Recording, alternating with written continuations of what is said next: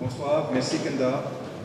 Je suis honoré d'être parmi vous ce soir et merci d'être venus si nombreuses et nombreux pour ce débat, pour cette rencontre avec Père Paolo. Père Paolo, comme il a été dit, est jésuite italien, mais il est syrien de corps et d'esprit, étant vécu en Syrie 30 ans. Il a pu témoigner d'un côté de la vie politique, sociale et culturelle syrienne pendant des décennies. Il a également été présent lors du début de la révolution syrienne, lors de plusieurs mois, un an ou plus de déroulement de cette révolution. Et donc, non seulement il a essayé de contacter les gens, de jouer son rôle comme religieux, mais aussi en tant qu'humaniste, quelqu'un engagé pour la justice. Il s'est positionné dès le début et il a assumé ses positions. Il les assume évidemment toujours. Notre débat aujourd'hui, en fait, on va l'organiser vu le grand nombre de personnes. Je suis sûr que beaucoup souhaitent poser des questions et souhaitent échanger avec Père Paolo. Je vais lui poser une série de questions. Il va essayer, s'il a envie, de répondre. Sinon, il peut aussi parler ou présenter la situation de la Syrie, du peuple syrien et des chrétiens en Syrie. Et puis, on pourra donner la parole à la salle pour poser des questions également, pour intervenir, pour échanger. Suite à notre rencontre, je pense qu'il y aura des questions également avec les journalistes. Et il y a la signature du livre de Père Paolo, Amoureux de l'islam et croyant en Jésus. Donc vous êtes également invité à être présent, si vous le souhaitez, pour la signature de son livre. Père Paolo, en tant qu'être humain, en tant qu'humaniste, en tant que religieux, qu'est-ce que la révolution syrienne a, dès le début, suscité en vous? Est-ce que vous pensiez que cette révolution-là, après le début de ce qu'on a appelé printemps arabe, allait toucher la Syrie, vu la situation qu'on connaît depuis les années 70, vu le régime qui ne se contente pas seulement de la répression symbolique, mais qui est assez présent physiquement, et on connaît tous les épisodes de la violence que le peuple syrien a vécu. Est-ce que vous avez pensé que la révolution allait arriver en Syrie? Est-ce que vous pensiez que la détermination du peuple syrien va être assez impressionnante et que la répression du régime serait si violente et barbare?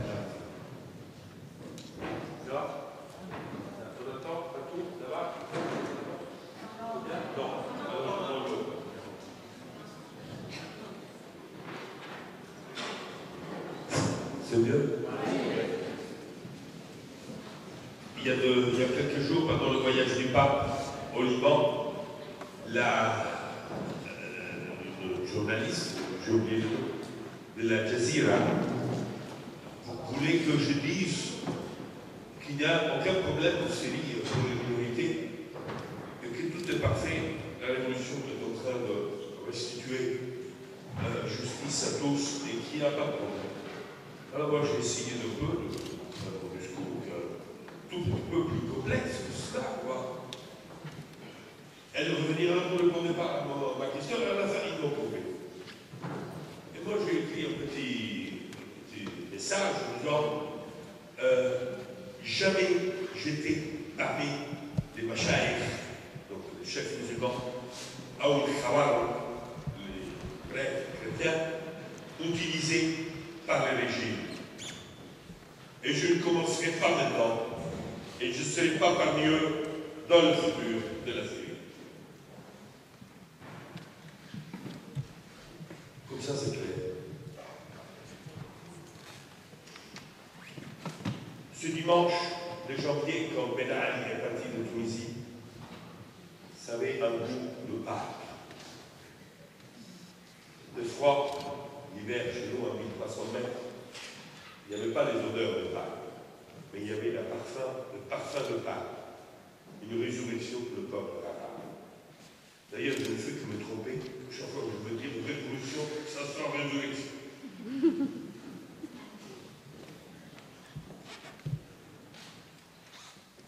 Alors, est-ce qu'on s'attendait à ça?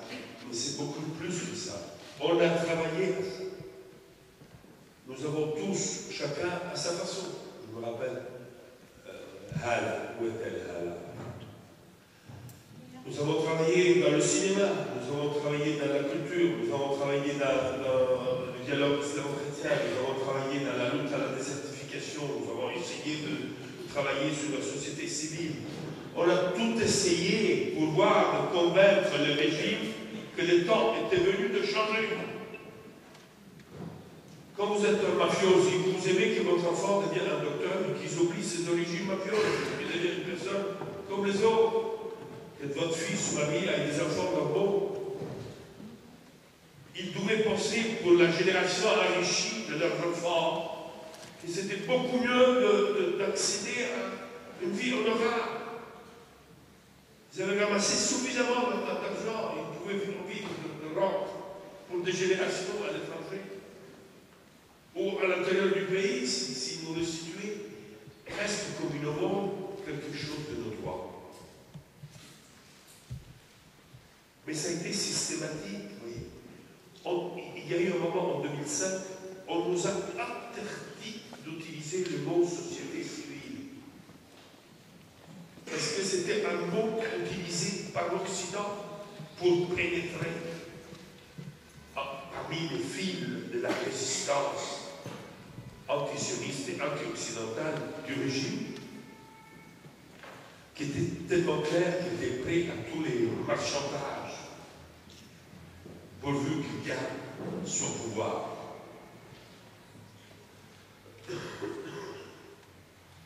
Donc il y a un moment, je dirais 2005, certainement, ça a été la dernière étape, après laquelle on a vu que, on avait dit, mais trouvons une solution à la chilienne, comme Pinochet a quitté son faire un bain de sang, ou à la polonaise, comme M. Januszewski a quitté sans un bain de sang, au point qu'à la fin, il a participé sous la place de Saint-Pierre à la béatification de son grand ennemi, Jean-Paul II, qui lui avait cassé la structure du pouvoir. Mais rien n'est fait. C'est comme s'il y avait je propose, là il y a beaucoup de mots, je propose la fondation d'un centre international de pathologie politique. Il doit y avoir quelque chose de ce genre. Il y avait eu une déprime où on sentait que peut-être Bachar el-Assad voulait quitter le pouvoir. Et j'avais eu quelques échos qu'il y avait quelque chose de ça. Mais après, la structure vraiment mafieuse, la structure familiale du pouvoir, l'a tenue et l'a obligé à être, entre guillemets, cohérent avec cette logique suicidaire.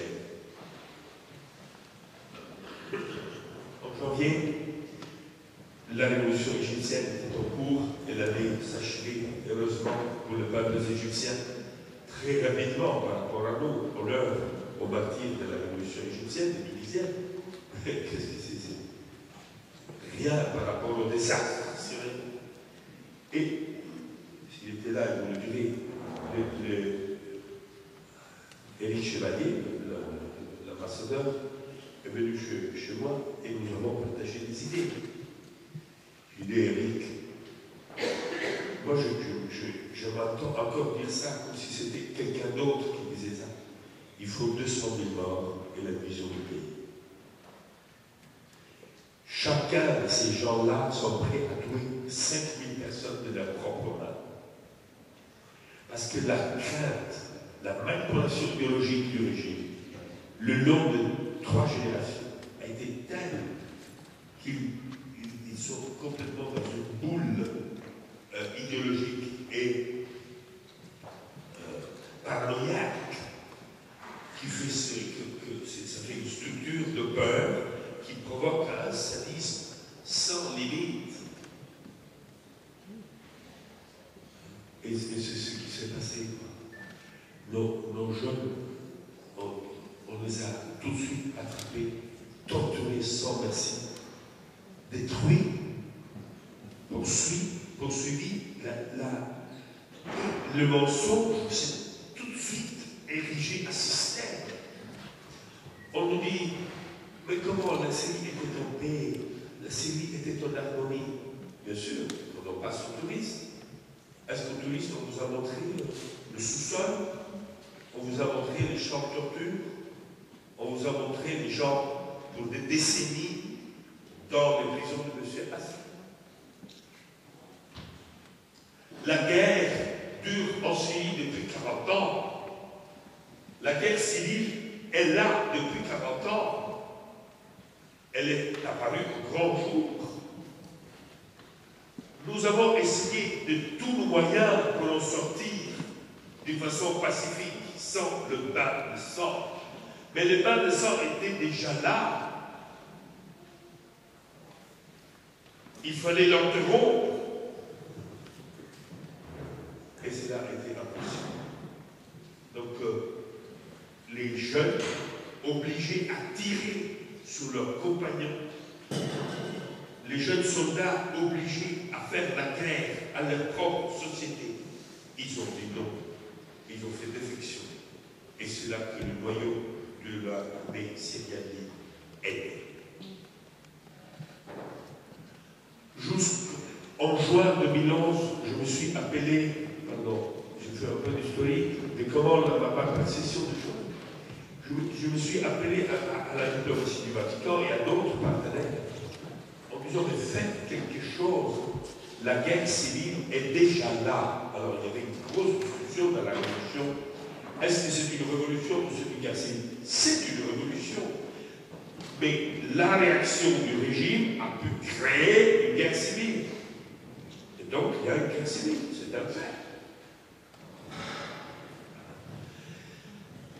Et j'ai dit, mais dépêchez-vous, vous allez perdre, par exemple, au point de vue chrétien, il y a un niveau de chrétien. Du point de vue chrétien, ça va être pire que l'Irak. S'il manque de sécurité, les gens de famille veulent aller. Ils sentent que ce n'est pas leur guerre, ce n'est pas leur cause. C'est une minorité. Ou bien les choses vont plus ou moins bien, ou bien on part. Déjà, on a des parents partout dans le monde. On achève quelque chose qui est déjà commencé. Et la moitié des chrétiens syriens sont déjà dehors. En plus de ceux qui sont déplacés à l'intérieur du pays. Donc la guerre civile était déjà en route depuis juin 2011. Mais jusqu'en septembre 2011, quand nous avons fait à Bagouza un jeûne pour la réconciliation, et sur le mot réconciliation aujourd'hui en Syrie, on dit beaucoup de choses contradictoires, donc il faut y aller petit à petit. Nous disions que c'était possible vaincre la révolution, disons que la révolution réussisse, dans ce sens, réussir la révolution, sans violence, mais que pour cela, face à la féroce du régime, il fallait une réponse de la communauté internationale non violente, mais cohérente. Non violente, on avait demandé 50 000 acteurs de la société civile globale, désarmés, qui viennent étouffer, éteindre la guerre civile par leur présence, qui offrent aux Syriens leur droit d'expression et d'opinion, et que donc on espère, comme tout le monde, notre mutation démocratique. Mais le monde s'est divisé. On fait en Syrie la guerre au nucléaire iranien et on fait en Syrie la guerre aux intérêts géostratégiques de la Russie et on satisfait en Syrie le désir, pardon, je dis tel que je le vois, d'Israël de voir des ennemis s'entretuer et donc c'est l'idée de la guerre. Et c'est là notre malédiction. Du coup, tout le monde attend de voir. Et nous nous sommes enfoncés dans une vraie guerre. Maintenant, il faudra voir comment s'en sortir. Mais je veux relancer avec toi. Dans ce sens-là, donc, si vous considérez que cette révolution d'arabe qui cherchait, comme les autres révolutions d'arabe, un changement politique, une dignité, une liberté, qui sont les droits de tous les peuples du monde, s'est transformée en un conflit. La violence de la répression du régime l'a transformé aujourd'hui en un conflit armé qui prend des allures parfois de confrontation civile vu les divisions dans le pays. D'ailleurs, c'est l'histoire de toutes les révolutions dans le monde. Il n'y a pas une seule révolution quand elle est contre un régime, même s'il a une petite base sociale. Il peut y avoir des allures de guerre civile, même si nous sommes toujours dans une configuration révolutionnaire. Mais pourquoi vous pensez qu'au niveau des réactions de la communauté internationale, et même de la communauté arabe, pourquoi il y a eu tellement d'hésitation? Pourquoi le cas syrien, dès qu'il a été évoqué, et contrairement à l'enthousiasme que la Tunisie et l'Égypte ont suscité chez beaucoup de gens, pourquoi dès qu'on est arrivé en Syrie, on a commencé à évoquer les théories du complot, la crainte des minorités, le fait que la chute du despotisme va créer le chaos, qui va mettre toute la région en feu? Pourquoi ces hésitations face à ce qui se passe en Syrie? Et d'ailleurs, aujourd'hui, 18 mois après, avec 30 000 morts, non, je veux savoir le tien. Moi, je suis mon avis, mais je pense que tout le monde est beaucoup plus intéressé à ton avis. J'ai découvert une chose. J'ai vu 5 ministres des Affaires étrangères. Le Canadien, l'Italien, le Français, le Turc et les autres placés de tout genre. J'ai découvert qu'ils ne comprennent pas plus que vous. Il ne faut pas vous cacher rien, simplement ils y comprennent peu. Les grands diplomates à Washington, les spécialisés à New York, au palais de l'ONU, ils sont tous dans le même embarras que vous, donc tu ne demanderas pas à moi de donner la recette finale pour comprendre ce qui se passe. Mais on peut dire que, je me rappelle bien, quand les élections tunisiennes ont donné le pouvoir à un parti islamiste, je me suis dit, c'est parti en Syrie, il faudra 6 mois de plus.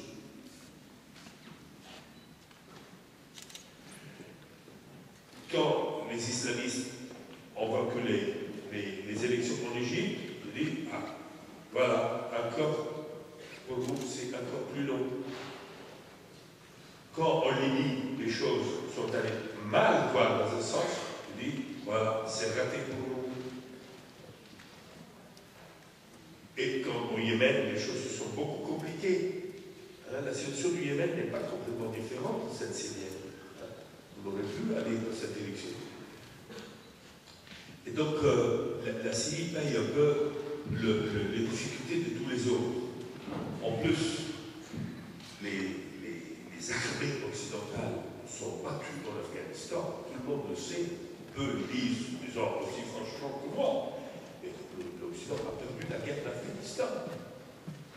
Il faudra restituer le pouvoir aux talibans.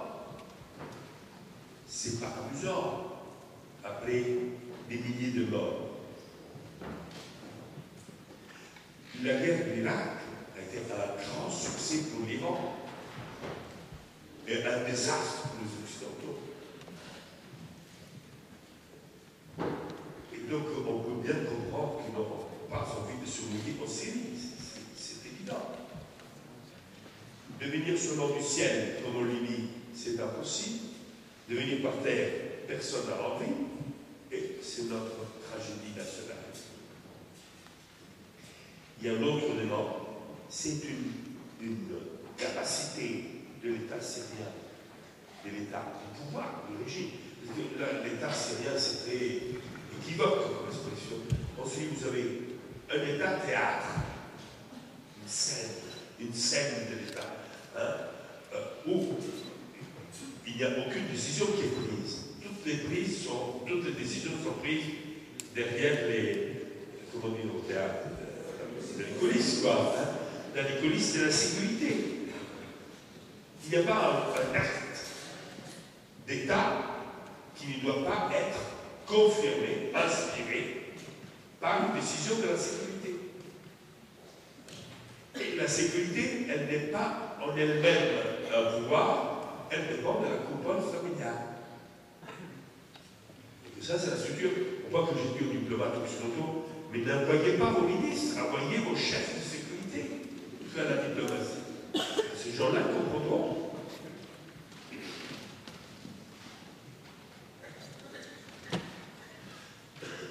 Le mensonge d'État, le mensonge du régime, c'est fait partie intégrale de l'éthos, de l'attitude du pouvoir syrien. Depuis toujours, une duplicité entière, on va se dire.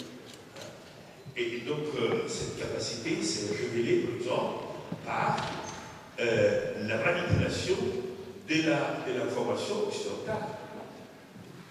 Quelqu'un d'entre vous a entendu parler de réseau Voltaire, il y avait un article intéressant qui l'Express la semaine dernière, sur cette question de la manipulation syrienne, voire syrienne, de l'opinion occidentale. Et d'une façon efficace et tragique, la perte du journaliste Jacquet à Homs est dans le cadre de cet effort de manipulation de l'information de la part du régime. Les déclarations, les conférences, les discussions, les visites, etc.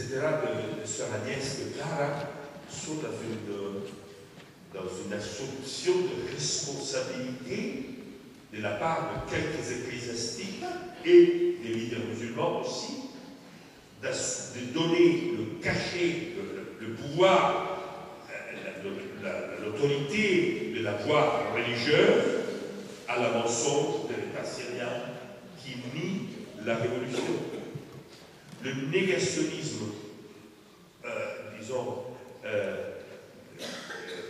qui est poursuivi consciemment par l'État syrien, par rapport à la révolution niée est réduite à un fait de sécurité, lutte au terrorisme. Voilà. Il n'y a pas de révolution, il y a du terrorisme. Ils sont très cohérents. C'est pour cela qu'il y a quelques jours, ils ont déclaré officiellement que le père Paolo était un agent du terrorisme international et le père Paolo est dans le Qaïda et il est payé par la mouvance Qaïda.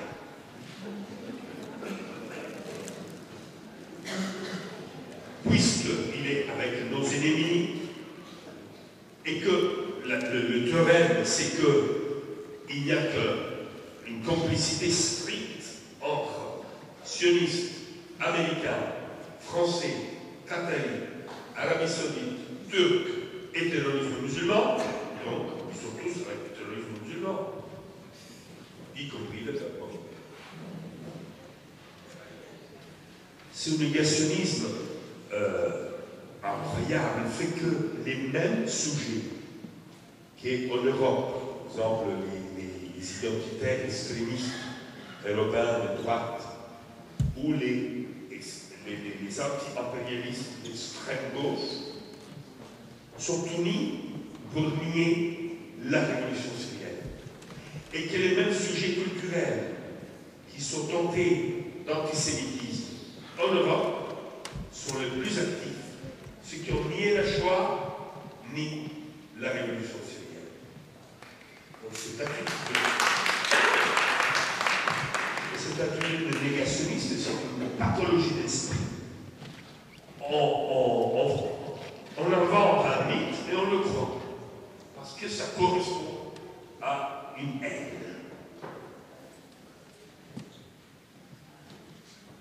Que vous enlevez vos moustaches pour avoir le look salafiste djihadiste.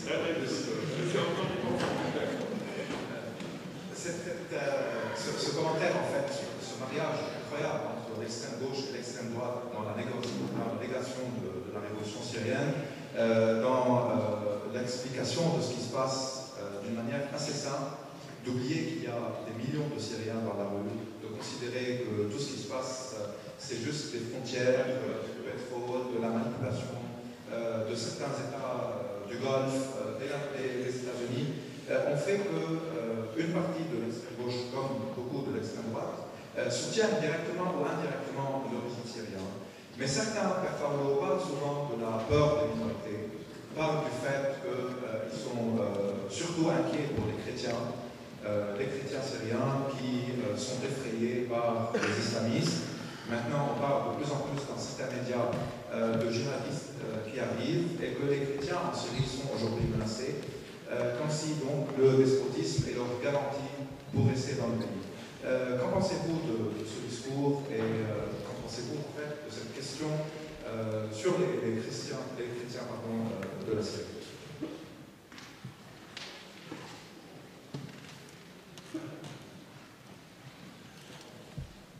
Aujourd'hui, je reçu des emails de rappeler, ils n'ont pas encore sûr, il y aurait 280 chrétiens kidnappés par des groupes extrémistes. Il y aurait 280 chrétiens de rappeler kidnappés par des groupes extrémistes. Rabelais, c'est à côté de la France, à côté sur la frontière libanaise. Il faudra voir qui a fait ça. C'est de comprendre que s'est-il passé au juste. Voilà. C'est un fait que massivement les chrétiens syriens sont restés liés au régime. Dans la révolution syrienne, il y a des chrétiens, des alawites, des chiites, des communistes, des athées, des sécularisés, des laïcistes, des musulmans soufis, des musulmans frères musulmans, il y a des musulmans salafites, il y a des musulmans sunnites de tout genre. Donc la révolution est de couleur, mais la répression et la base sociale du régime est caractérisée aussi par une différenciation assez vaste, mais par une espèce de solidarité entre minorités, une espèce de syndicat de minorités, qui pose une vraie question sur le futur de la Syrie, qui pose une vraie question constitutionnelle. Quand mes amis de la révolution syrienne en partie disent « Mais non, ça suffit de revenir à la constitution des années 50, c'était les paradis, etc. » Mais c'était les paradis en d'autres bulles. Il y a 40 ans, il y a eu la guerre libanaise, tellement caractérisée du point de vue communautaire. Il y a eu presque l'éclatement de l'Irak. Il y a eu la dérive identitaire de l'Iran. C'était là, il y a la victoire des frères musulmans dans quelques pays arabes. Une idée simple de la révolution syrienne prolonge notre souffrance de plusieurs mois et peut-être même des années et peut produire une division stable de la Syrie. Aujourd'hui, il y a nos frères kurdes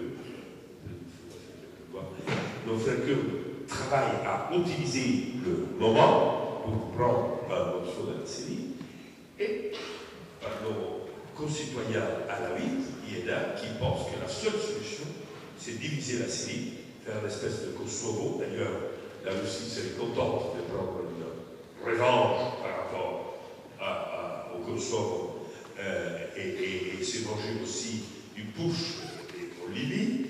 Donc, il y a du gaz offshore. Donc il y aurait 3 pays, Israël, Liban et Syrie de la côte séparés. C'est pas irréaliste. L'Iran, une fois qu'il se rend compte qu'il ne peut pas garder toute la Syrie, il sera content de prendre le morceau. Donc il faut avoir une attitude proactive, critique. Il faut être à l'attaque pour convaincre nos amis alawites sur la montagne de se rebeller, de se révolter contre Assad, de prendre la montagne, de déclarer l'allégeance à la révolution et de demander à tous les partenaires ensemble, enfin de venir avec les forces de l'ONU, aider les Syriens à créer un pays nouveau, où l'unité du pays naît de la volonté des citoyens et pas de l'idéologie marque. Et ça demande une attitude proactive.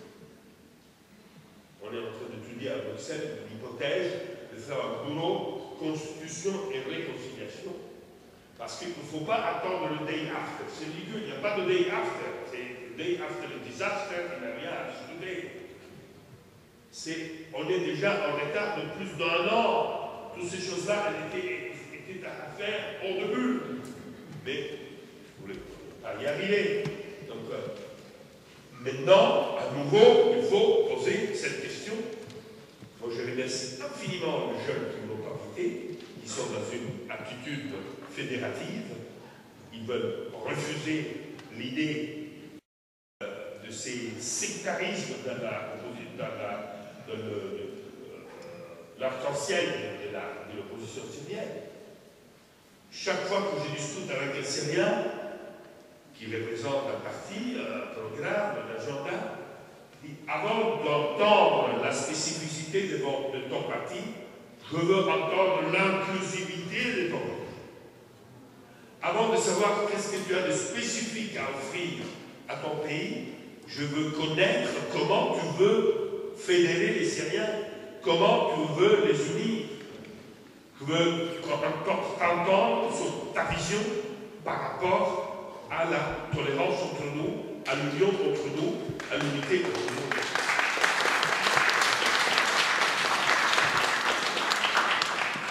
Une dernière question avant de passer la main aux amis dans la salle.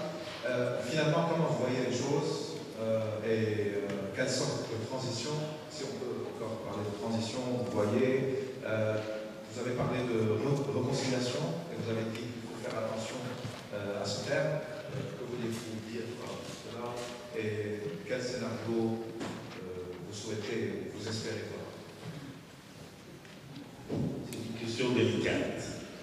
Je demande aux journalistes surtout d'essayer d'être précis là-dessus.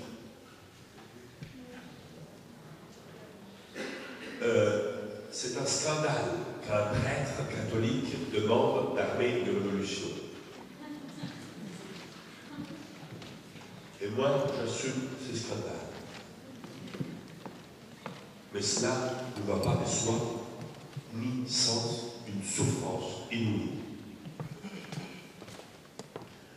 Je reste avec un projet non violent parce que je crois que la non-violence est la solution pour aujourd'hui et demain par rapport à toute conflictualité dans le monde d'aujourd'hui. Le monde d'aujourd'hui aurait la possibilité de soigner toutes ces blessures par la non-violence. Mais les marchands d'armes ont une autre agenda.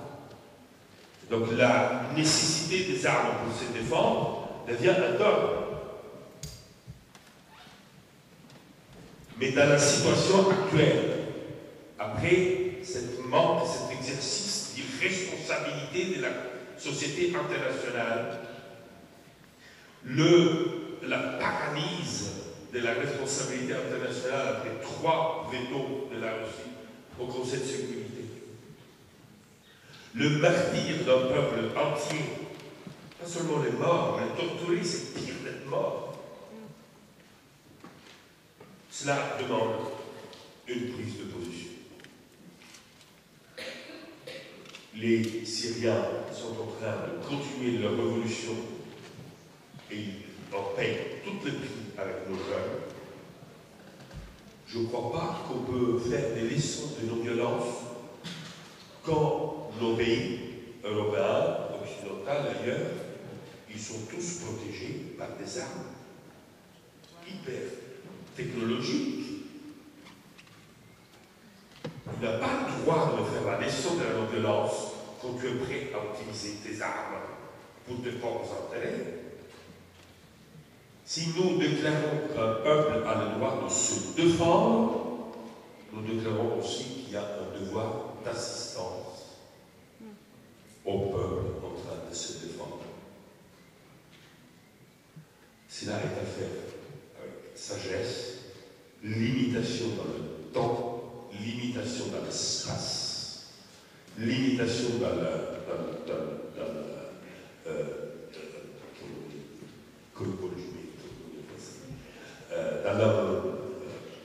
l'envolvement, l'engagement des jeunes là-dedans. Donc, et je demande aux Syriens qui sont dans une attitude de non-violence de le rester, parce que nous avons besoin de beaucoup plus de Syriens non-violents qu'il y en a assez qui ont pris des armes. C'est les non-violents qui sont nécessaires. Et quand même, qu'est-ce que vous voulez faire devant un régime qui a bien compris que la ligne rouge est sur le chimique et que tout le reste est permis? Au point qu'on se demande vraiment si cette ligne rouge du chimique tiendra. Parce que si le tir avance, à la fin il y aura le chimique. Il y aura ce que vous voulez. Mais rien à faire. On ne peut pas intervenir. On ne va pas faire une guerre mondiale nucléaire parce que M. Assad utilise le chimique sur son propre peuple. L'excuse est toujours là, prête. Saddam a pu utiliser le chimique sur son propre peuple et l'Occident le savait et il le sait. Oui. Donc ça va venir. Si de cette salle, ce soir, il n'y a pas une prise de position citoyenne radicale pour la défense du peuple syrien, au nom de la non-violence et de la réconciliation, nous aurons des forces communes immenses pour recevoir les victimes de l'usage des armes chimiques de la part de Bouros Assad contre son propre peuple.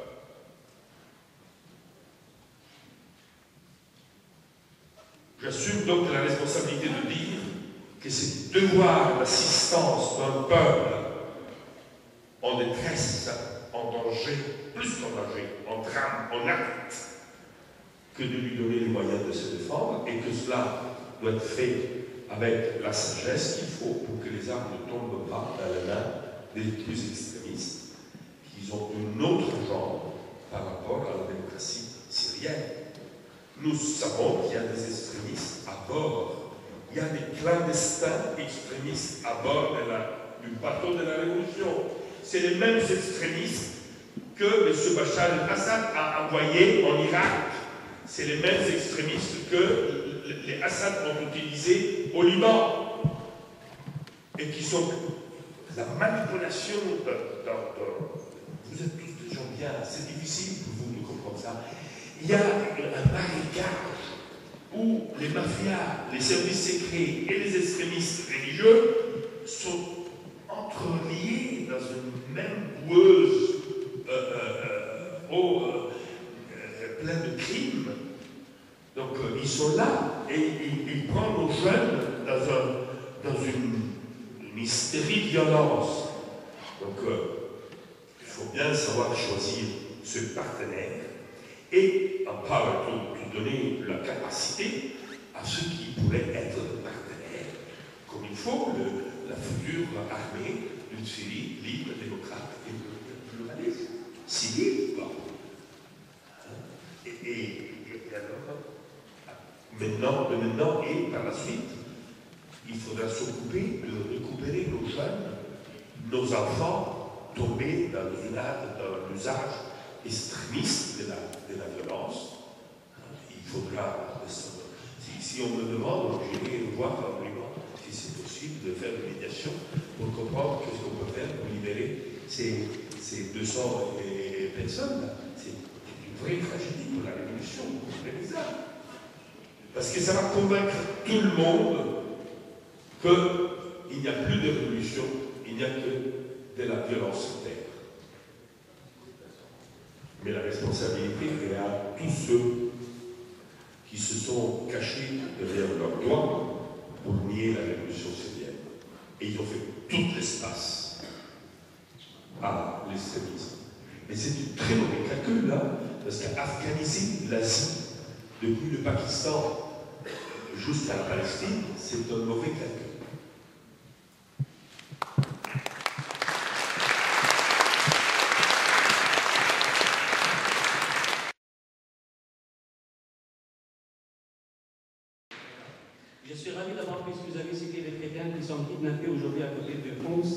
mais je n'ai pas entendu votre commentaire à ce sujet. J'aurais aimé entendre votre commentaire à ce sujet. Et puis, personnellement, je donne mon avis. Je vous respecte bien sûr mon père et je respecte tout le monde. Je respecte l'avis de tout le monde et votre avis, bien sûr. Mais je me sens un peu choqué, moi, personnellement, que vous êtes catholique et quand on sait que l'Église catholique est éloignée de la politique, je ne peux pas le voir, est éloignée de la politique depuis plusieurs centaines d'années. Or, aujourd'hui, on n'a pas entendu que la politique, on n'a pas entendu de la religion. Je voudrais savoir quelle est votre position envers la déclaration du chef Karabaoui quand il a déclaré au début de l'année, et là je cite, que c'est un péché de serrer la main à un chrétien. Et je voudrais savoir votre position envers... Laissez-le parler encore. Et votre position envers la destruction de l'Église dans la ville de Alep. Je pense que vous avez...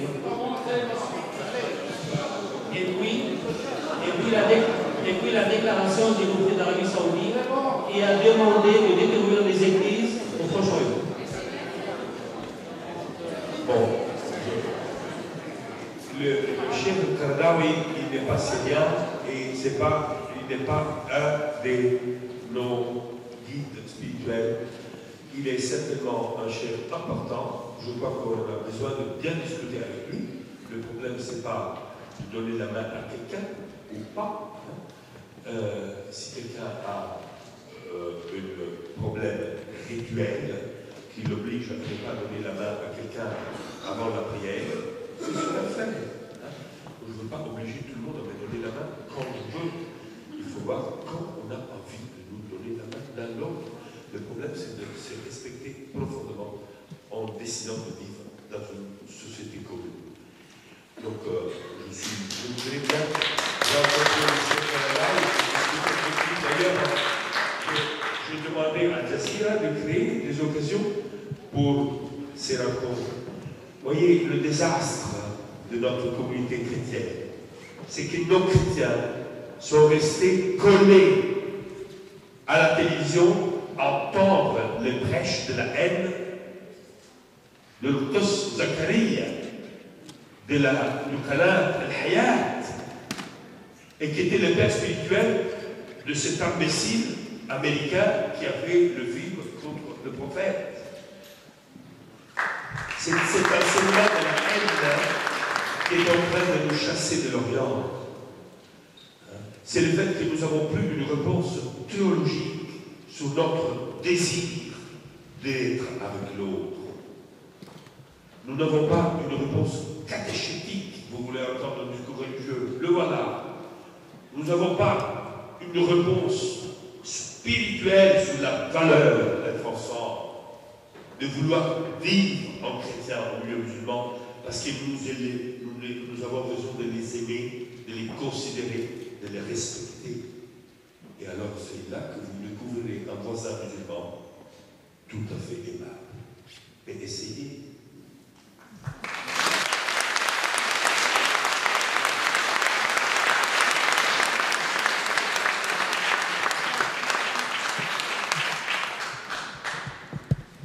Bonsoir. J'essayais, parce que j'essaie de me positionner à la place d'une personne, d'une minorité. Je vais prendre l'exemple d'un chrétien en Syrie qui aspire seulement à une meilleure qualité de vie et être citoyen à temps entier, à part entière. Si on parle des dernières 60 années qui sont passées, la logique d'intégrer les minorités ou de les respecter dans la région. On a essayé de faire le Liban, supposément pays pour les chrétiens, pour qu'ils peuvent accéder au pouvoir, qu'ils soient plus de seconde catégorie. On a vu que ça a donné la guerre, on a une situation de paralysie. On critique le fait que les chrétiens s'associent, ou les minorités s'associent entre elles dans une sorte comme le régime d'Al-Bas, ou même l'expérience libanaise d'une partie des chrétiens avec l'association avec l'État d'Israël. Ma question, c'est quoi? C'est, de notre côté, on a un discours, quand il est accueillant, il dit on vous accepte à Al-Zim ou des gens d'accueil. On ne veut pas être les Roms du Proche-Orient, on veut être des citoyens à part entière. Donc, devant toutes ces solutions, quelle attitude vous pensez que c'est l'attitude raisonnée d'un chrétien ou d'une communauté chrétienne ou de toute communauté d'une minorité? Comment est-ce qu'on agit?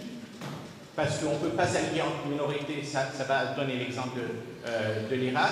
Si on veut avoir le pouvoir, ça donne l'exemple du Liban et c'est la division de la Syrie. Qu'est-ce qu'on fait? Merci. Avant tout, il faut prendre en considération que les masses musulmanes du Proche-Orient ont une priorité. Se libérer des dictatures et avoir un accès plein à la démocratie. Et qu'ils pensent que cela peut être conjugué massivement, ils pensent qu'il peut être conjugué avec un nouveau protagonisme islamique dans la région. Donc ça correspond à un désir d'émancipation, de promotion. Là, il y a un phénomène important. Nous, les chrétiens, on peut s'opposer à ça, rester liés aux dictatures, parce que nous avons peur de ce nouveau protagonisme musulman. Mais comme ça, nous préparons une sortie des pays. L'islam est une grande réalité en forte évolution, d'une façon assez contradictoire. La question de l'islamisme musulman est une question pour les musulmans avant d'être une question pour ceux qui vivent avec. Et il faudrait être fraternel dans cette question, au lieu que toujours sur le chantage, dans l'assimilation du corps entier à un membre malade. À la fin, vous avez envie de dire, mais nous sommes tous extrémistes, allez, à l'enfer. Parce que comme vous vous sentez attaqué comme corps, vous avez une réaction de refus et de autoprotection, de autopromotion. C'est infernal, il faut détruire ça. Il faut rêver ensemble une chose. Quand il y a le synode de 2010 des chrétiens d'Orient, moi je les considère l'étoile du matin du printemps arabe. Parce que là, les chrétiens ont dit, nous, on veut être citoyens avec des citoyens.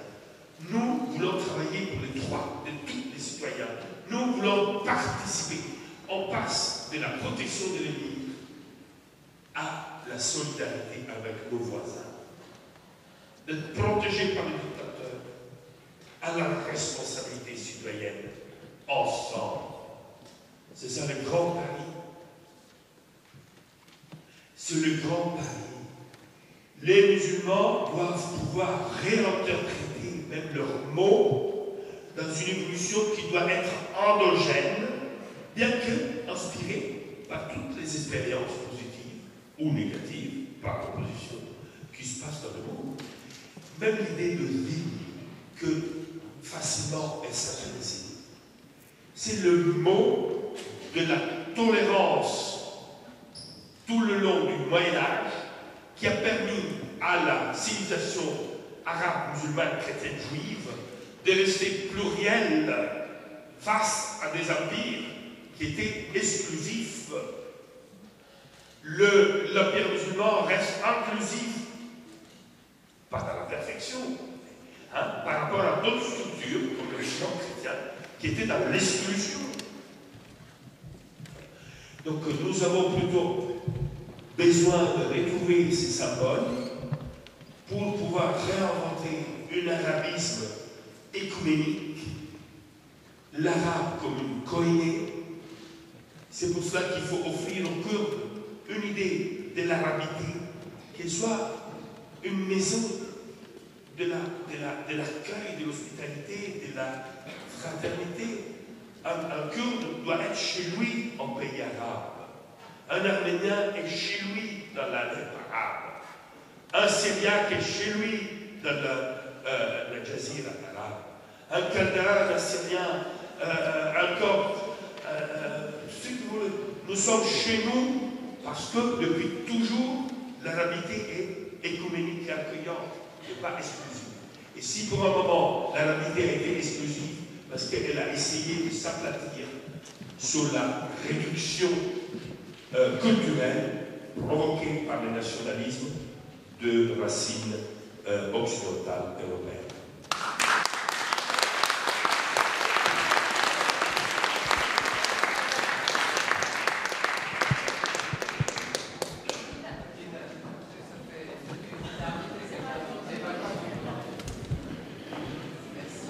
Alors d'abord, je voudrais remercier Padre Paolo pour cet exposé qui nous montre un volant de solidarité.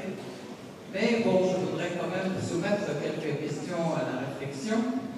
D'une part, comment expliquez-vous que les amis de... Bon, d'abord, je voulais aussi saluer l'ensemble des révolutionnaires, j'allais dire, de la Syrie. Mais par contre, je voudrais savoir comment se fait-il que leurs alliés soient du côté libanais, ce sont ceux qui ont commis les massacres de Sabra et Shatila, du côté turc, ceux qui ont commis les massacres des Arméniens. Je tiens à dire quand même que l'Arménie et les Arméniens ont leur meilleur lieu en Syrie. Le troisième aspect, je tiens à rappeler, et notre ami l'a dit, les Saoudiens qui demandent à ce que toutes les églises soient abattues. Bon, je voudrais quand même soumettre ces quelques questions à la réflexion collective. Dernier point, Padre Paolo, vous demandez aussi une intervention extérieure en Syrie. Je tiens à dire quand même, vous parlez de l'Irak, qui était très positif, mais 1,5 million d'Irakiens qui ont été tués par l'intervention américaine, tous les chrétiens d'Irak, qui ont quitté, et puis dernier point, je voudrais aussi qu'on puisse réfléchir, vous parlez de solutions pacifiques, de réconciliation, etc. Il est important quand même de dire, vous affirmez vous-même, le peuple syrien est un et unique, mais aujourd'hui, c'est le terrorisme qui s'est installé en Syrie, c'est Al-Qaïda qui fait des explosions, et le peuple syrien vit à ce rythme-là. Merci. Et puis, dernière chose, vous êtes italien, donc c'est bien de vous enseigner la révolution. Mais ça va. Merci madame. Merci parce que vous nous avez rendu un service exemplaire. Parce que nous avons entendu l'écho de la structure, de la mensonge du régime syrien.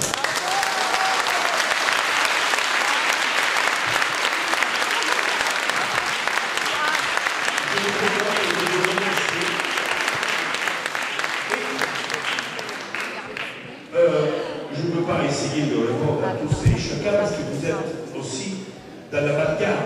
Vous m'accusez sur l'Irak. Moi, j'ai gêné 9 jours à l'eau contre l'intervention de l'Occident en Irak. Et j'ai pris des positions très fortes en 2003 là-dessus. Moi, j'ai écrit des lettres et j'ai pris des positions contre l'intervention armée en Afghanistan. Mais j'ai toujours dit, une chose, ce n'est pas intervenir militairement, et une chose, c'est abandonner un peuple à la torture d'un tyran.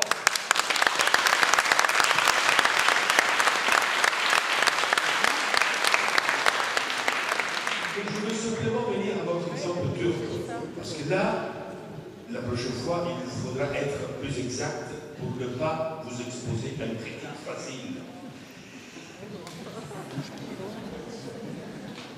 La Turquie, qui a fait le génocide arménien, c'est une Turquie hyper laïciste, hyper sécularisée. C'était la Turquie du pouvoir militaire qui voulait faire la Turquie comme l'Allemagne.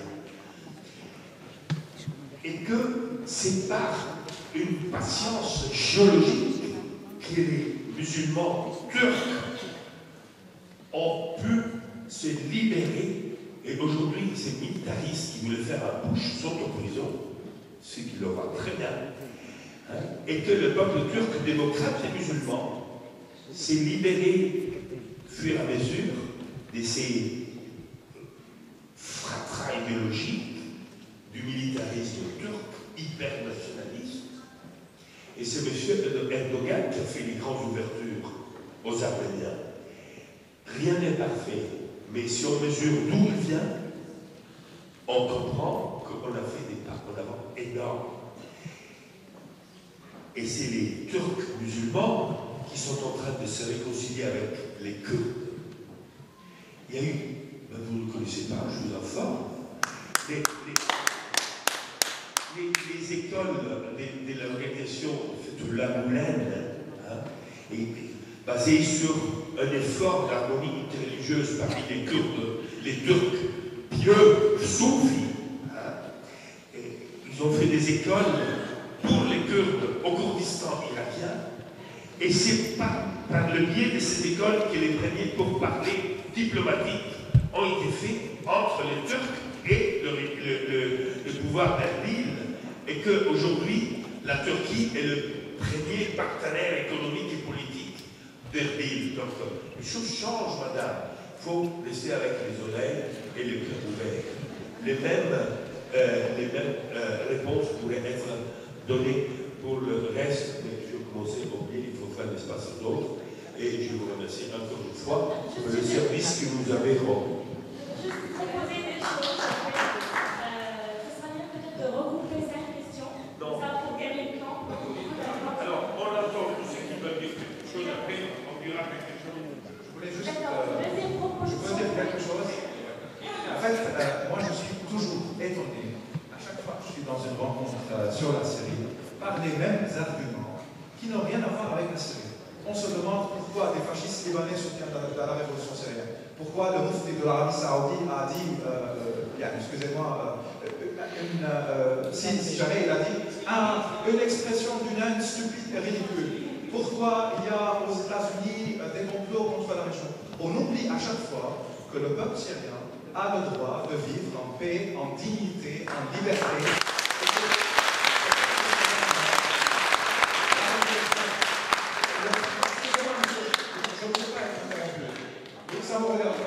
Je suis là, docteur syrien, et c'est pas grave. La question est... Inch'Allah. ونحن عرب يا اخي الكريم. وقت اللي كان العرب تحت دعسة المستبدين، ونحن عم نصبح عرب اليوم لأنه الربيع العربي عم يحررنا من عروبة فاشلة ويدخلنا بعروبة.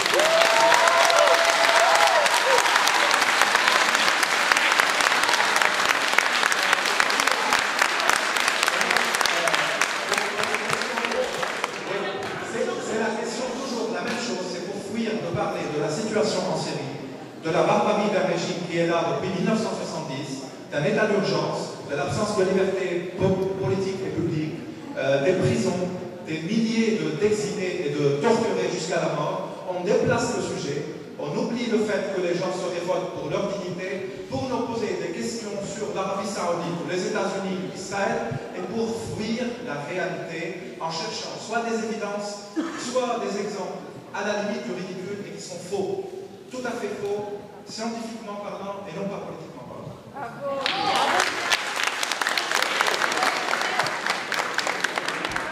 Pour les jeunes qui parlent pas français, je peux poser des questions en français et qui activent un petit peu sur la discussion. Jacques Chirac est venu pour l'expliquer du cellulaire.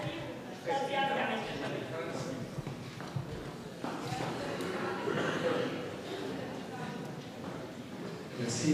Je tiens à rappeler quelques faits historiques quand même, surtout après les questions qui viennent d'être posées. Il faudra rappeler d'abord que le père Paolo a parlé de cette série où nous aimons, la série de la tolérance, la série de la citoyenneté qui a vécu depuis l'indépendance, je crois que c'était en 1945, le premier ministre syrien élu par le peuple syrien, dont la majorité, comme vous le savez tous et nous le savons, était musulman et il est toujours musulmane. Eh bien, c'était un chrétien élu par le peuple syrien. Il s'appelle Fares al-Khouri. Al-Khouri, ça veut dire le curé. À 2 reprises, il a été élu par le peuple syrien. C'est cette série-là dont il parle le père Paolo, que nous souhaitons faire vivre à nouveau après la chute de ce régime. Je voudrais rappeler aussi un autre fait remarquable. D'abord, 2 autres faits en fait remarquables. Ce que les Arméniens qui sont chrétiens étaient reçus par, pas seulement par les chrétiens, les Syriens chrétiens, mais aussi par la majorité musulmane syrienne, depuis lorsqu'ils étaient pourchassés par des Kurdes musulmans pourtant. C'est cette série-là que nous souhaitons faire vivre aujourd'hui. Cette tolérance, les Arméniens sont intégrés entièrement dans la société syrienne avant l'arrivée de ce régime barbare. Ils sont arrivés à des postes clés, même dans l'armée syrienne. Et puis le dernier fait que je voudrais citer, c'est que, juste ça, et je finis avec ce que dans la Révolution et avant, dans la lutte contre cette dictature qui vit depuis 43 ans, maintenant en Syrie, il y a eu des Alaouites tués par le même régime, des chrétiens tués par le même régime dans leur prison, des camarades à lui dans l'armée, après avoir pris le pouvoir, il les a tués dans la prison, ils sont sortis morts. Donc il faudra souligner tous ces faits-là et que la révolution syrienne aujourd'hui, c'est une révolution pour la citoyenneté et la dignité et la liberté. Merci beaucoup.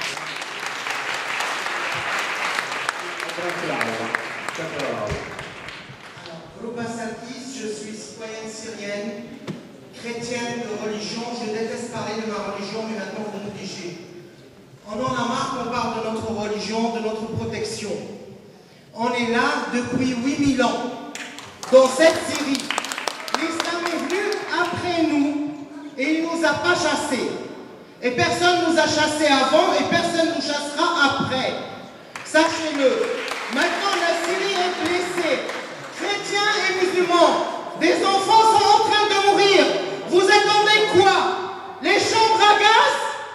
C'est le nazisme qui est en Syrie et tout le monde se tait. Alors maintenant, ça suffit. Au nom de protection du christianisme, maintenant ça suffit. Le Christ était le premier martyr pour l'humanité et ça vous l'oubliez. Il a été crucifié pour sauver l'humanité. Et aujourd'hui, on a des milliers de Christ en Syrie. Alors maintenant, ça suffit. Il faut nous aider à battre le tyran.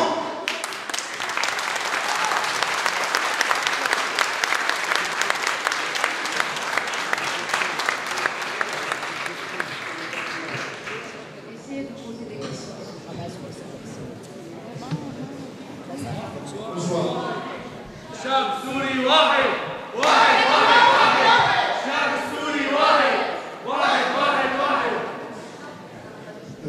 Je fais partie de la minorité qui n'a pas visité Bernard Moussa. Je le regrette profondément. Il y aura d'autres occasions. J'espère. Alors, j'ai une question d'ordre personnel, mais je pense que ce n'est pas que personnel. La question est, qu'est-ce qui fait qu'un prêtre jésuite italien, quels sont les points de repère dans son littéraire qui l'amènent à cette situation, à ce positionnement? D'un côté, de l'autre côté, comment on sait quelle est la nature du régime? Est-ce que ce régime, dans votre itinéraire, n'a pas essayé de vous aider, de vous acheter, de vous manipuler? Ce sont des questions qui ont l'air d'être personnelles, mais je pense que ça peut permettre de comprendre mieux la situation. Merci. Je crois qu'on était parti sur d'autres questions. Je vous renvoie à celui qui est amoureux de l'islam, mais aussi celui du Guyane de Beaujou, Barmoussa, chez Albin Michel, ça pour faire plus court, pour répondre à vos questions. Mais c'est vrai que la question que vous posez est très délicate. En tant qu'ecclésiastique, qu'est-ce que je faisais en Syrie dans les années 80? À quel titre j'y étais?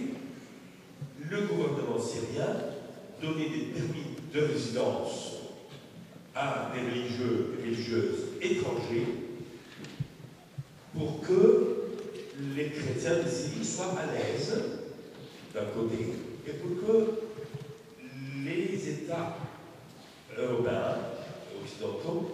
soit aussi une attitude positive par rapport à l'État syrien. C'était une partie du pouvoir, une conviction juste, que la liberté religieuse impliquait aussi que les communautés avaient le droit de recevoir l'aide du personnel nécessaire, considéré nécessaire par les communautés elles-mêmes pour s'épanouir. Donc moi je me permets de résidence. Mais moi je me posais une question, je me disais, moi je reçois un permis de résidence par une dictature. Donc je suis complice. Et j'ai discuté entre moi et ma mère et avec des amis cette question. Je conclus que être présent, c'était une valeur, que j'aurais pu travailler à la rencontre entre Occident et monde musulman dans une Syrie que est le point de toutes les rencontres, de tous les conflits, comme la situation actuelle même trop bien, et que travailler en Syrie pour l'harmonie interreligieuse aurait été une gage de paix pour le futur de la Méditerranée et universelle. Je me suis aussi dit que même dans une situation de dictature, l'État représente en partie une réalité sociale qui a sa légitimité propre. Il faut dire que dans les années 80, la Syrie avait encore une légitimité qui venait du projet marxiste, qui était un projet socialiste, un projet politique, et qui n'était pas réduit simplement à l'intérêt d'une famille. Il y avait encore une certaine tenue idéologique, discutable, certainement tenue par des moyens plus que discutables, mais il y avait encore un projet. Par la suite, j'ai beaucoup travaillé sur l'idée dans la région de construction nationale, surtout dans les années 90. L'idée, c'était de faire mûrir les conditions culturelles pour une évolution positive de la Syrie. Il y avait beaucoup de discours sur la paix avec Israël à l'époque, et donc on espérait que par la migration économique et la pacification régionale, il y aurait eu les conditions pour l'accès de la Syrie à un développement dans la démocratie. Et les années 2000, on a déjà décrit, on a vraiment espéré que la nouvelle Syrie de M. Bachar al-Assad aurait été la Syrie du changement. Et donc on a travaillé pour cela. Et après, les conditions sont explosées. Ce sont nos jeunes qui, dans une irresponsabilité bénie, nous ont imposé le temps du changement.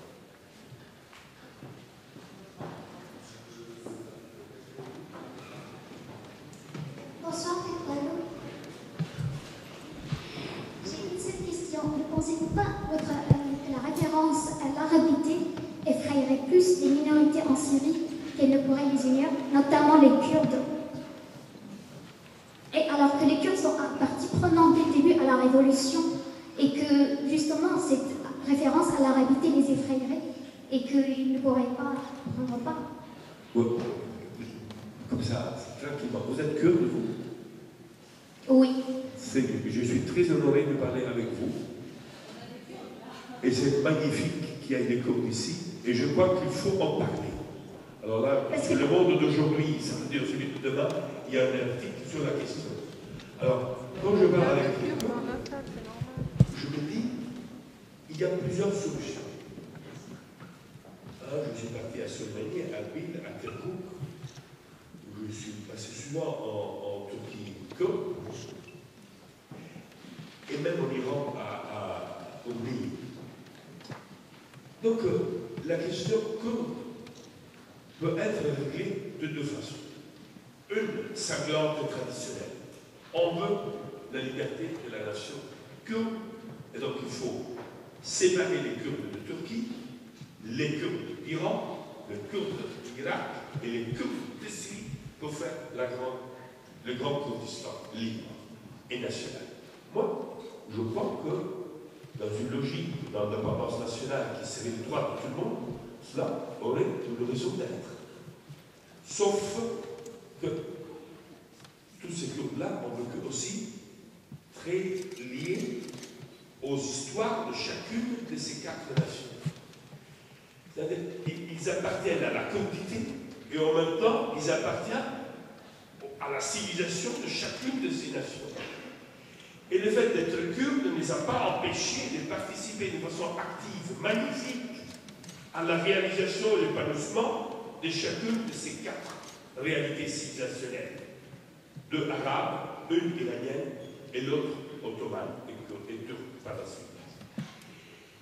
Il semblerait que les Kurdes auraient une capacité de se fédérer entre eux tout en participant entièrement à l'histoire du territoire pluriel, parce qu'ils ne vivent pas tout seuls sur le territoire. C'est vrai qu'à un certain moment, les Turcs ont utilisé les Kurdes pour la purification ethnique en Anatolie, mais ce n'est pas un projet réussi du point de vue culturel et moral. Il me semble donc que moi, si j'étais kurde, j'essaierais d'obtenir le respect plein des spécificités géographiques kurdes dans les 4 pays. La reconnaissance de la culture kurde, parce qu'il y a des Kurdes à Damas et à Alep. Qu'est-ce que vous voulez qu'on les renvoie tous dans les cantons kurdes de là-haut?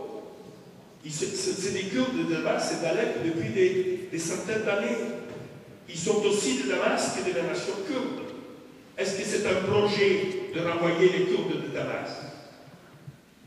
Est-ce que c'est un projet de renvoyer les Kurdes de Téhéran? Est-ce que c'est un projet de chasser les Kurdes d'Istanbul? Les Kurdes, c'est une nation géographiquement spécifiée, mais en même temps, c'est une diaspora régionale qu'il faut respecter et mettre en valeur. Donc il y aurait une reconnaissance de la kurdité dans chacun de ces 4 pays et une fédération des 4 Kurdistans dans une réalité homogène. Allez demander aux Basques d'Espagne et de France comme cela peut se faire. Moi, si j'étais kurde, je dirais, rentrons avec toute la Turquie en Europe et avec notre fédération, tous les Kurdes auront les avantages de l'avancement démocratique de l'Europe.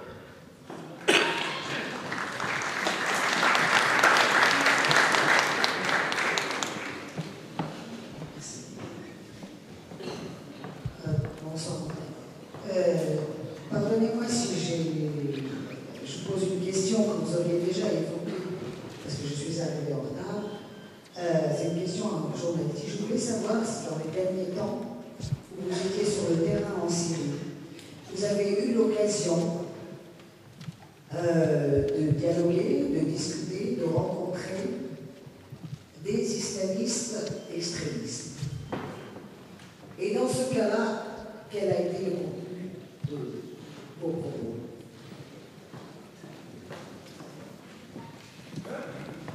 Je m'élève parce que je commence à le. Mais là, j'aimerais beaucoup qu'avec les Kurdes, on continue la discussion avec ça m'intéressait beaucoup. Alors, par rapport aux extrémistes, une fois, il y avait 4 messieurs avec des gros bateaux qui sont venus chez moi au monastère. Ils ont commencé à dire mais tout ça, c'est de l'idolâtrie, tout c'est presque chrétien. Tout ça, il faut l'interdire. Et le monastère, il faut le fermer. Tout ça, c'est dans un pays musulman, il ne faut pas voir ça, il ne faut pas recevoir ça. Moi, je me suis dit, là, ça va se mettre très mal. Il est seul au monastère. Et il dit, écoutez, mes amis, là, ou bien vous avez la permission de quelqu'un, et alors ça se met très mal pour moi, ou bien vous n'avez pas la permission, et ça peut être dangereux pour vous. C'est qu'ils sont si bien comprennent ce que je veux dire. Mais de toute façon, si vous pensez avoir le droit religieux de prendre ma vie, c'est du gagnant-gagnant. Parce que pour moi, partir, c'est un honneur immense. Mais avant de procéder à l'acte, vous avez le devoir de me regarder dans les yeux. Parce que si dans les yeux vous retrouvez la lumière du souk, de la sincérité, mon âme est haram. Mon sang devient interdit. Alors ils ont trouvé que c'était quand même un peu beaucoup. ils sont partis. Après, je suis allé au pays Ovida. Je suis un chef musulman. Et j'ai trouvé un des 4 garçons qui était chez lui. Non, il a eu un peu de tous. Je suis passé chez le chef. Je lui ai dit, écoutez, mon ami, moi, je ne suis pas ici envoyé par les bases, ni protégé par les Mohammad.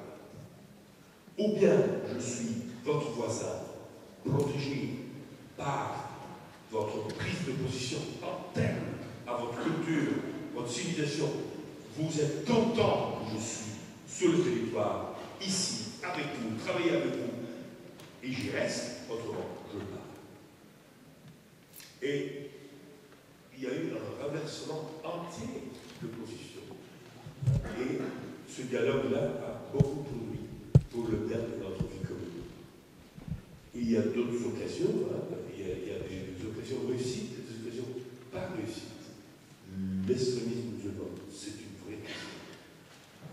Quand je suis allé chercher à Koussaï des personnes kidnappées, à la fin, l'extrémisme en extrémisme plus extrémiste, j'étais accompagné juste à ceux qui avaient kidnappé ces personnes. Et on a eu une discussion.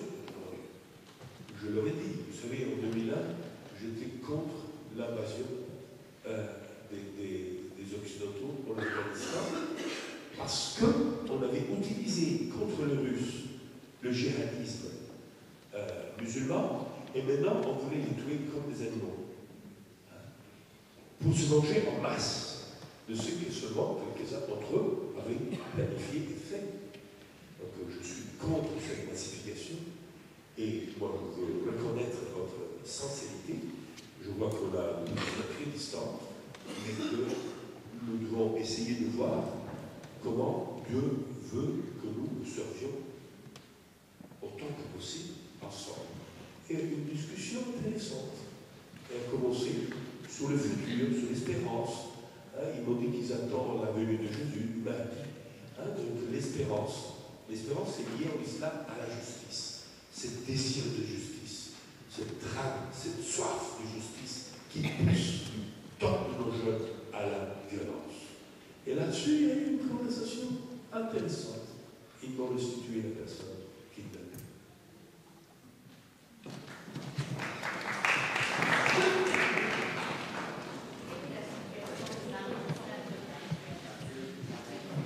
Madame demande sur la situation de Mamoussa. J'espère qu'il soit en sécurité. Je vais couper toute relation pour ne pas constituer un danger pour eux. Moi, je suis un danger en Syrie pour quiconque a une relation avec eux. Abouna, alors, un des grands lieux communs qui trouve malheureusement un écho dans les médias, c'est de dire les minorités, les chrétiens avec le régime.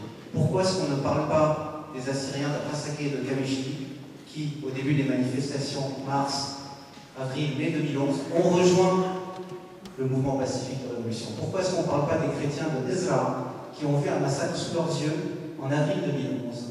Qu'est-ce qu'on peut faire pour donner un écho à ces minorités qui ont rejoint cette révolution et combattre un discours qui est réducteur et mensonger? Vous faites très bien à leur donner le coup, je vous le dis à vous.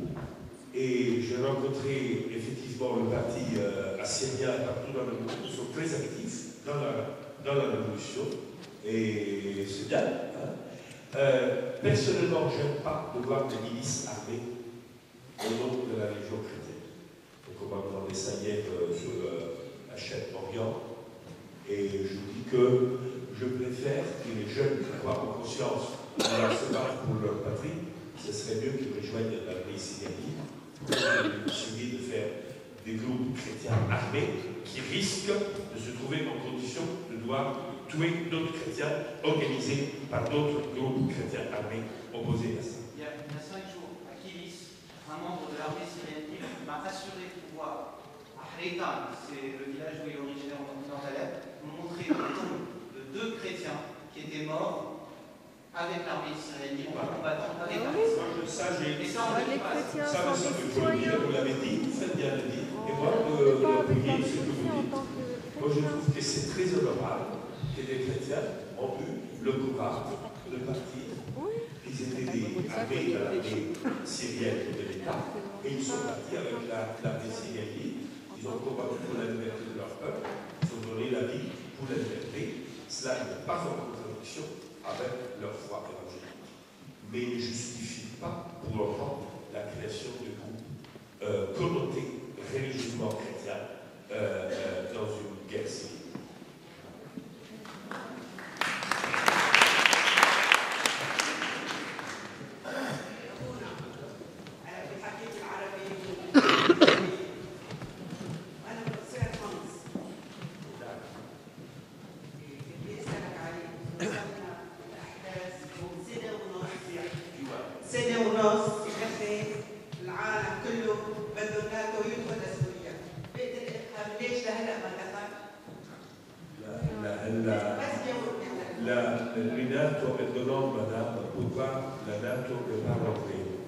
L'OTAN n'est pas rentré en Syrie.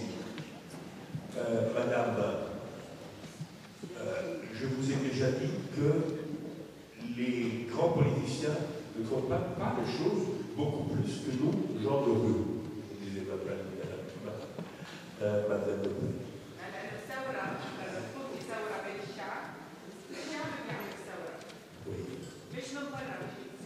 Oui, madame, mais quand un régime a des armes toutes puissantes et qu'il les utilise contre son propre peuple, il y a une responsabilité d'assistance au nom des droits de l'homme de part de la communauté internationale. Le droit, ou plutôt l'idée de manque d'intervention externe qui est défendue beaucoup par la Chine et d'autres pays, ne peut pas être en contradiction avec le devoir strict de la société internationale d'assister un peuple en détresse. Donc il y a un respect de l'autodétermination des peuples et il y a une responsabilité par rapport aux droits de l'homme chez chaque peuple.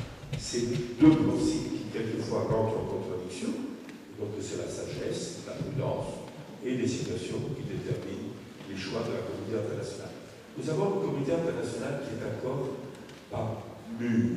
Nous sommes en train, nous sommes en route. Il faut espérer que nous arriverons à une pleine co-responsabilité internationale par rapport aux droits de l'homme partout dans le monde. Cela ne peut pas être en contradiction.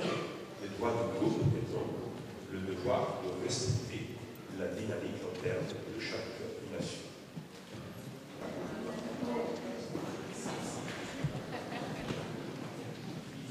Bonjour, ce soir à New York, à l'heure qu'il est, il y a des discours, il va y avoir des discours sur la Syrie, et beaucoup disent que finalement, aucune décision sera prise. Il n'y aura sûrement pas de vote du Conseil de sécurité qui permette au moins de protéger le peuple syrien. Alors, avec ce que vous avez dit, il y a véritablement un problème de conscience pour les défenseurs des droits de l'homme. Peut-on aujourd'hui, ce soir, compte tenu de la situation, sachant qu'il n'y aura pas de mandat de l'ONU pour aider les Syriens, peut-on, le peuple français, dire à nos dirigeants, passez par-dessus les instances internationales, aidons le peuple syrien, ayons le courage de le faire, donnons-lui des armes. Voilà, cas de conscience. Merci. Je crois que vous mettez le doigt dans la plaie. La plaie est là. C'est pas avec, j'espère que vous me croyez, que je vous dis que c'est pas avec un cœur joyeux que je déclare la nécessité de venir au secours du peuple syrien dans la situation et qu'il faut tout faire au même temps pour agresser diplomatiquement l'Iran et Moscou, s'adresser au peuple russe, à l'église russe, pour que change de cap et qui prend une position civile de solidarité avec le peuple syrien.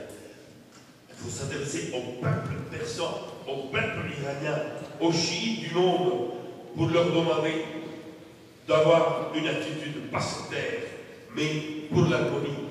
Nos musulmans, chiites et sunnites, ils font tous la déambulation autour de la Kaaba, ensemble. Nous sommes musulmans ensemble. On ne peut pas continuer dans cette guerre civile chiite-sunnite absolument suicidaire et qui est évidemment dans l'intérêt des ennemis de l'islam. Donc il faut activer la diplomatie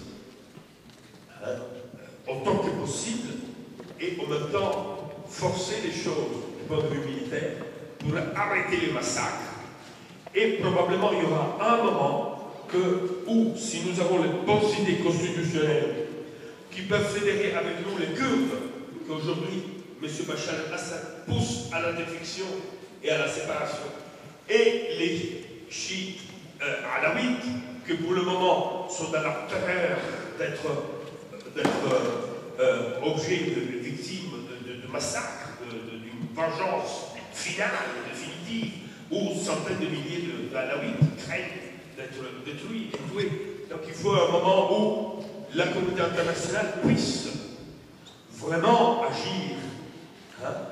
Au moment où la Russie et l'Iran ont compris que Bachar al-Assad c'est une mauvaise carte, alors ils viendront à une discussion concrète. Et c'est là que les Syriens, et c'est notre engagement pour tous, à Bruxelles, on a posé l'idée de créer un boulot constitution et réconciliation.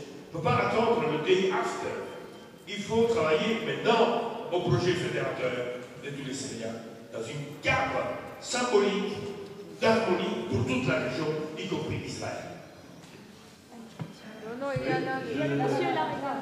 Tu as parlé de Paolo, tu as parlé des Kurdes suite à une interpellation. Moi, je suis témoin qu'au moins l'Institut kurde de Paris travaille en ce sens, puisque en février, il a rassemblé quand même toutes les forces impliquées dans le mouvement de libération syrien, dans lesquels il y avait également les Kurdes et les Kurdes de Syrie et au-delà de la Syrie qui étaient présents se situaient tout à fait dans cette position. Ça, je sais qu'encore récemment, une nouvelle rencontre a eu lieu au Sénat, alors que la précédente a eu lieu à l'Assemblée nationale.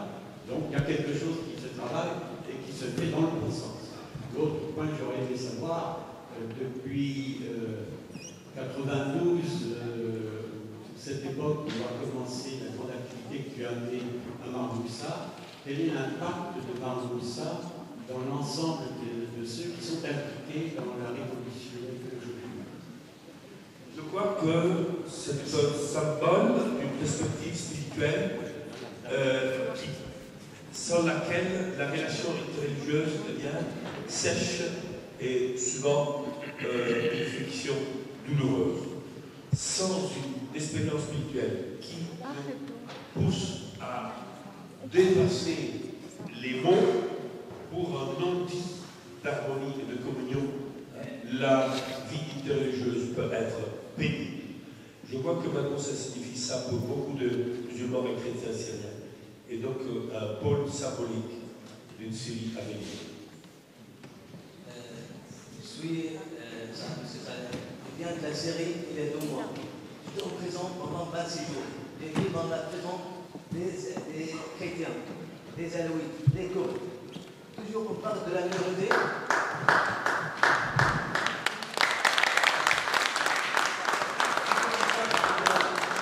On parle de la minorité, mais le Bachar al-Assad met tout le monde dans leur prison.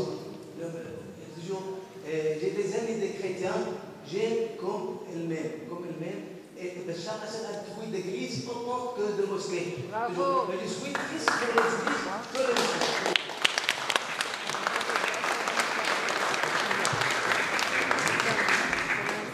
Honneur à vous et à tous ceux qui souffrent.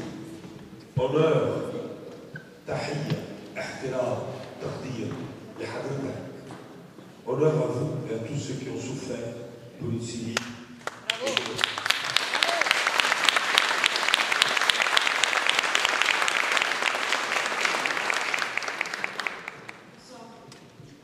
On a bien parlé que d'un côté, il y a les réseaux gouvernementales, et puis de l'autre, ils vont vous demander de faire un appel de la part de la société civile. La question que j'aimerais bien vous poser, les partis politiques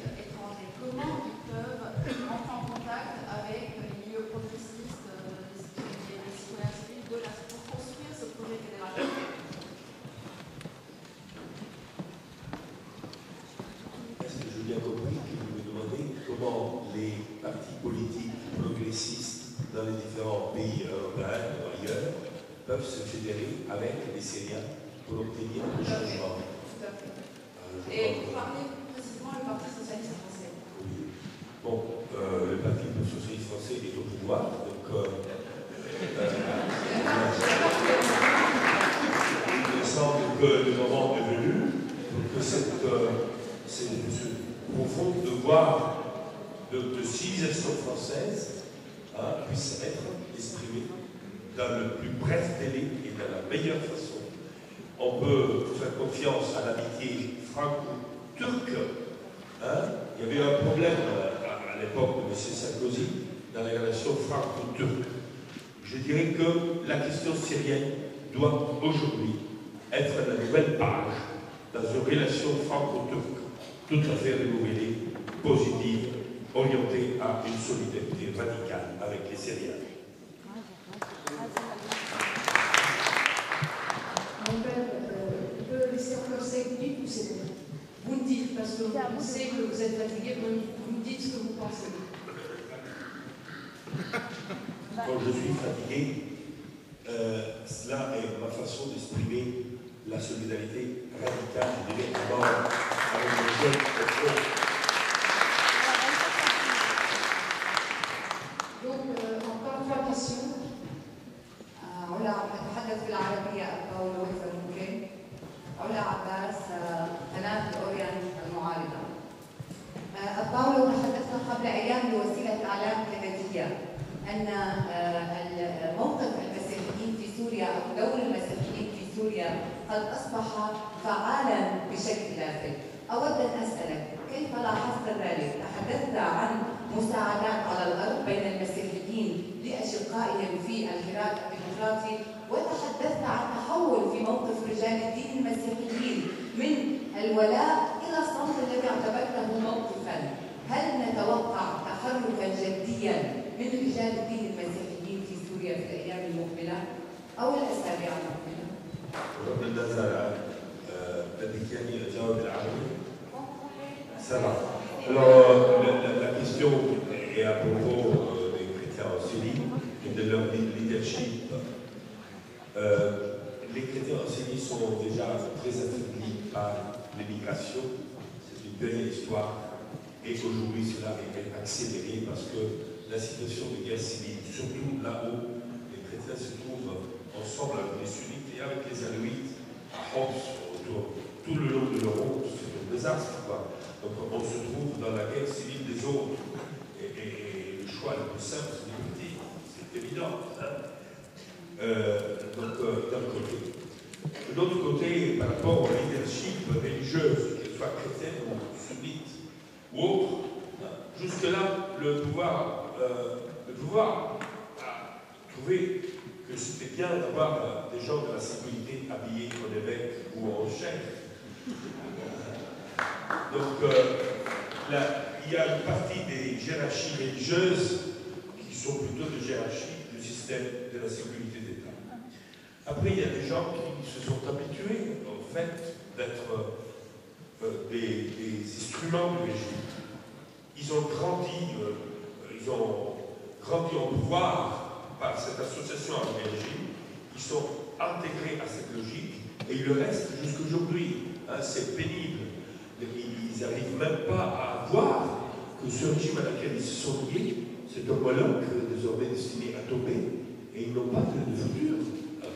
Il y a des hommes de religion musulmans et chrétiens qui, par leur silence, ont dit la solidarité au peuple et le désir de rester avec les gens et qui travaillent avec les gens. Moi, je connais beaucoup de chrétiens qui aussi aujourd'hui font un travail humanitaire magnifique avec leurs collègues musulmans dans les quartiers.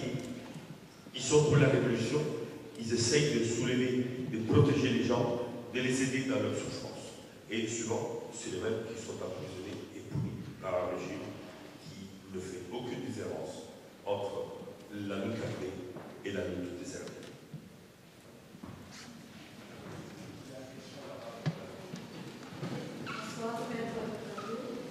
Salam alaikum. J'ai une seule petite question, mais avec un petit clin d'œil avant. Je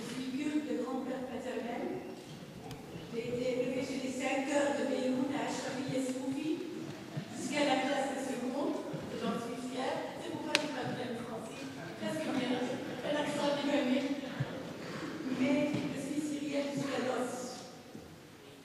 Et nous sommes tous, bien sûr, dans la souffrance, meurtris par cette souffrance, mais il y a une question qui n'a pas été vraiment abordée. J'aimerais bien entendre votre point de vue, votre vision. Inch'Allah, pour le lendemain, pour le day after, pour le lendemain, cet avenir, c'est les enfants. Ces enfants qu'on voit sortir, s'ils sont vifs, vivants, violés, torturés, ou témoins du viol de leur mère. À titre d'exemple, les 3 enfants agenouillés à côté de la dépouille de leur père, le suppliant de se réveiller, avec un courage, avec des larmes assez silencieuses. Les enfants qui maintenant, hier jusqu'à hier, partent d'Arab jusqu'à les frontières jordano-syriennes, à pied, tout seuls, sans leur famille, jusqu'au camp de Zaatari. Je me demande qu'est-ce qu'on peut attendre de ces enfants, à part la vengeance, dont j'ai entendu certains jurer la vengeance. Merci.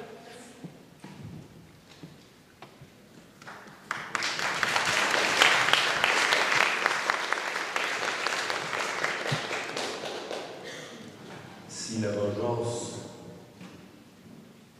n'est pas la meilleure chose exprimée par les hommes, la justice reste un devoir strict.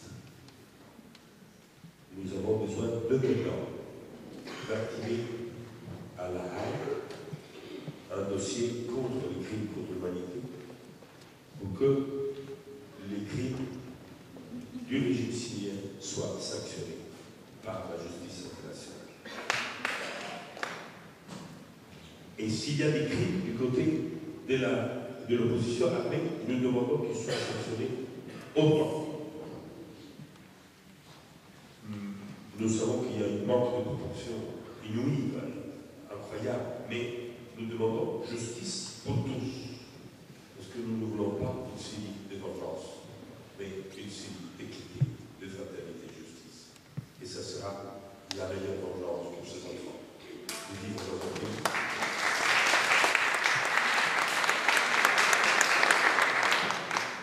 Lequel puisse être vraiment orgueilleux, parce que c'est un pays dans lequel les droits de l'homme sont enfin respectés.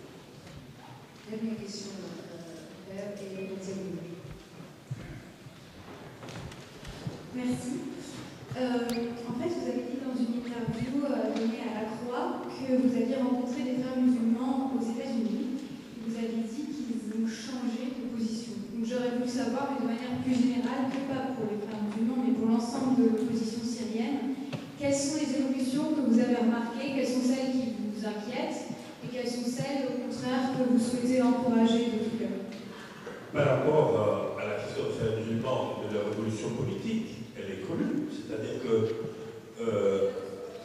le projet de l'islam en tant que hal, en tant que solution constitutionnelle pour les pays musulmans, n'est plus la formulation des frères musulmans eux-mêmes. Ils veulent une société civile épanouie dans la démocratie. Et que, donc, ils sont venus à un projet commun avec les autres forces politiques. Nous avons désormais une forme de l'État qui nous rassemble, les frères musulmans et les autres citoyens d'une société qui soit musulmane ou autre. Donc c'est ça le changement important. Après la souffrance énorme du peuple algérien dans les années 90, après les massacres en Syrie dans les années 80, il y a eu une évolution peut-être aussi provoquée par le fait que les masses de frères musulmans ont été dans l'exil, donc ils ont vécu en Europe, en Amérique, et ils ont dans un sens intériorisé une structure du monde démocrate. Il a critiqué tout ce qui est mauvais, mais il assume tout ce qui est rationnel. Et les frères musulmans surtout veulent un islam rationnel. Merci.